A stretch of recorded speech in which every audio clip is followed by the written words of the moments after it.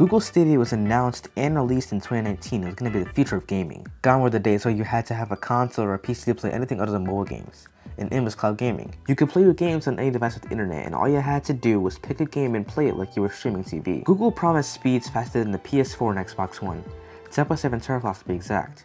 And all this power was being fed to you by Google's data centers. Instead of a console in your home processing the game, a data center somewhere would send the data through the internet at a crisp 4K 60 FPS. It was truly made to be as accessible as possible. They showed gameplay of Assassin's Creed Odyssey from every device Stadia could work with. Google was very confident that the data centers can stream games better than the, at the time, current home consoles. They had this feature where you could join the game the streamer you were watching was playing. I don't know, that kind of just smells like disaster. It had a streamlined controller that could attach to your phone or tablet. They even had MapPad on board for this, the credibility a lot of people need to take this thing seriously. All you needed was a device that could connect to the internet and you were in on the future of gaming. Take me back! A lot of people weren't able to play Stadia on launch day. You needed a Stadia invite code which had to be emailed to you so you could log into Stadia. And Google somehow failed to send out emails. I will never understand how the company that runs Gmail and a company of such a caliber as Google couldn't send people a code through email. So if you got your Chromecast controller in the mail, you couldn't actually play anything if you didn't have the code. But if you had a device that could play Stadia, you still couldn't play since you needed that pesky code. It doesn't help that when people could finally play Stadia, it wasn't what they were promised. Stadia had new levels of input lag, frequent frame drops, resolutions that weren't 4K. Even if you had fiber internet, there's still a chance you couldn't get the advertised speeds. Now that's what I call true innovation. New levels of disappointment. My understanding of how cloud streaming works is that when you have faster internet, more data is able to be transferred from the data center to your device. But with Stadia, that just isn't the case. It doesn't matter if you have gigabit Ethernet or broadband. You're both getting a terrible experience. And that's not even mentioning how Stadia still charges a full price for every game you want to play, on top of the subscription service that some people are paying. Keep in mind that you needed the subscription to be able to play games in 4K, which doesn't sound too good when Google heavily marketed 4K. And even if you do gotta subscribe to get 4K, not every screen is a 4K one, especially on like phones and tablets. What it'll do on those screens is downscale it to the resolution of the actual screen. But hey, maybe they made a mistake and overestimated their data centers. Probably not, but still. Sony has proven that a platform can be saved if the work is put in. Did Google put any work in? If you can't answer that question, let me ask you this. When was the last time you heard about Stadia? And don't say right now, because that doesn't count. At Stadia's unveiling, Google announced that they had started their own in-house game studio to develop games exclusively for Stadia. This is an obvious good move because since cloud gaming isn't as proven as, let's say, traditional hardware in your home, developers or consumers are going to be skeptical pouring tons of money into it early on. For example, alongside the AAA multi-platform games, Sony has games like The Last of Us, Uncharted, and God of War to keep people coming to PlayStation. Until they put them on Steam a couple years later, that is. So what exclusives does Stadia have then? Well, there was Guild, the story about a girl trying to find a lost cousin, and Pixel Junk Raiders, a game that was made to take full advantage of state share. This feature let you give a little chunk of the game to anyone who used Stadia. That sounds cool, I guess, but when Stadia shut down, you could no longer play the game. Instead of them porting it over to other platforms, they just let it die with the sinking ship that is Stadia. At least Guild was ported to Xbox and Steam. I get that it didn't use state share, but that's still not a justifiable reason to throw away the game. Maybe it could have found its little fan base outside of Stadia. And that was every exclusive game. Sure, there were timed exclusives, but those were timed exclusives. You just had to wait until you could put them somewhere else that wasn't. Hell. It doesn't help that the input delay and resolution didn't get any better. But something else to consider is how much data this service is using. Because if you're actually paying attention to that stuff, Stadia can use up to 15 gigs in an hour. Your data is being drained to stream the game at 4K 60, but you're not actually getting 4K 60. I actually didn't notice before, but a lot of ISPs set a data cap of 1 terabyte for every month of your internet plan. And Stadia can apparently chew through that in like 2.5 days. It's like you gotta constrain yourself from your own hobby. If anyone asks what you're doing, you gotta tell them. I'm dieting, okay? There is a bit of a beacon of hope, you can even call it that. Cyberpunk 2077 apparently ran well on Stadia. Despite the game releasing as a buggy mess everywhere else, Stadia ran it stably. See what I did there? But that's because the game was toned down from every other release. When you're walking around, there's less NPCs in the city. And apparently interacting with these NPCs is going to be a big part of the game. Nevertheless, Cyberpunk still ran stably on here, even if it was dialed back.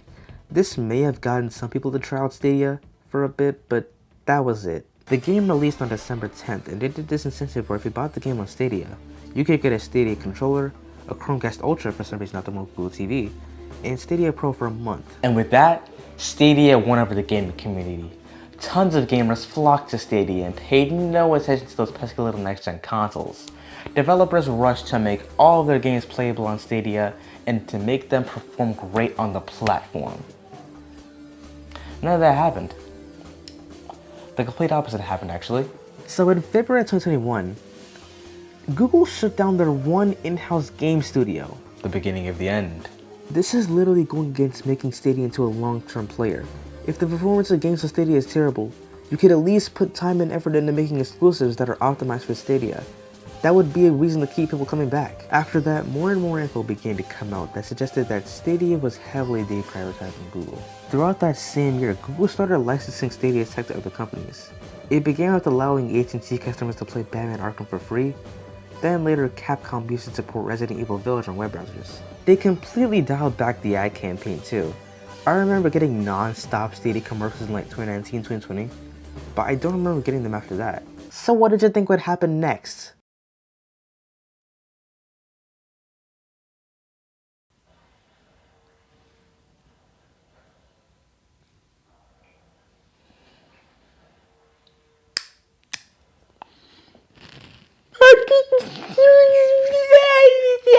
Google announced that Stadia was shutting down in January 2023. Ubisoft later transferred to purchase games and to save that to other platforms for free. Other companies did similar things. Stadia's painful life couldn't have been predicted by anyone, especially after Project Stream did so well. But Project Stream was available to a lot less people, and even they experienced like minor frame and resolution drops. The technology simply wasn't good enough to stream games to hundreds of thousands and sometimes millions of people stably. And when Google realized how expensive getting into the gaming industry was, they gave it without much of a fight. There is one simple reason as to why Stadia failed, and I think it's the most important one. Google wanted instantaneous success from this venture. They didn't think it would ever make money and balance out the cost of the data centers. Let's take Microsoft for an example. They entered the console market in 2001 with the Xbox. Their goal was to stop Sony from stealing away PC users with the PS2. The Xbox was the most powerful console in its generation. It had some nice exclusives and Xbox Live, but that still wasn't enough. Microsoft lost billions of dollars during that generation, and they didn't make any money until 2007. Sure, Nintendo and Sony had it easier, but that was because they were in the right place at the right time. In America, Nintendo literally revived video games after the video game crash a couple years back. But they didn't just stop there. You had to earn Nintendo's seal of quality to make a game for the NES. Sure, people were skeptical to try games at first after, what happened before, but people eventually came around. And in Sony's case, they happened to be the only developer that had a CD-based game system that was easy to develop for. They also weren't too strict on developers who made games for the PlayStation. They got pretty lucky that Nintendo decided to use cartridges for the N64, hence my point of them being in the right place at the right time. But in 2019, nobody was really itching for cloud gaming. Most people were fine with their PlayStations and Xboxes. Google had to do more than just have the first well-accessible cloud gaming system. They weren't willing to commit. They thought that they could just walk into this industry and make just as much money as everyone else was. Some exclusive games weren't going to be released anywhere else.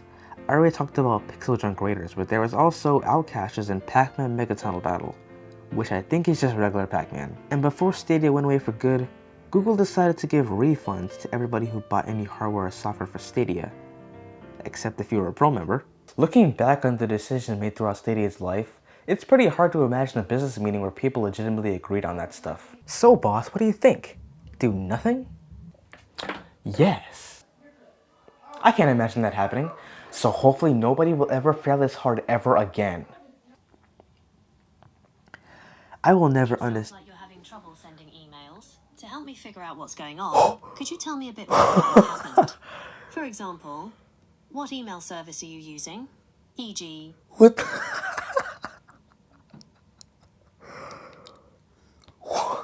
I triggered my Google Assistant. I really got scared for a second. I was like, what the heck?